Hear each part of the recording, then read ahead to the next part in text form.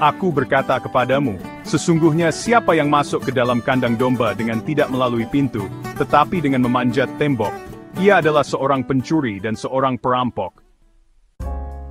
Tetapi siapa yang masuk melalui pintu, ia adalah gembala domba. Untuk dia penjaga membuka pintu dan domba-domba mendengarkan suaranya, dan ia memanggil domba-dombanya masing-masing menurut namanya, dan menuntunnya keluar. Jika semua dombanya telah dibawanya keluar, ia berjalan di depan mereka dan domba-domba itu mengikuti dia, karena mereka mengenal suaranya. Tetapi seorang asing pasti tidak mereka ikuti, malah mereka lari daripadanya, karena suara orang-orang asing tidak mereka kenal.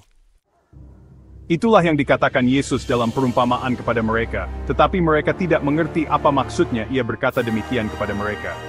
Maka kata Yesus sekali lagi, Aku berkata kepadamu, sesungguhnya akulah pintu ke domba-domba itu.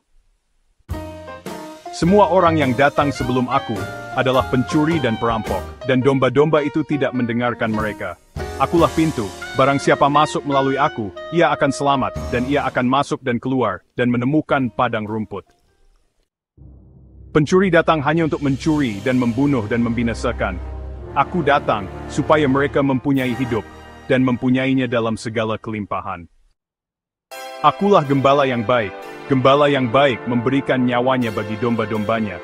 Sedangkan seorang upahan yang bukan gembala, dan yang bukan pemilik domba-domba itu sendiri, ketika melihat serigala datang, meninggalkan domba-domba itu lalu lari, sehingga serigala itu menerkam dan mencerai-beraikan domba-domba itu.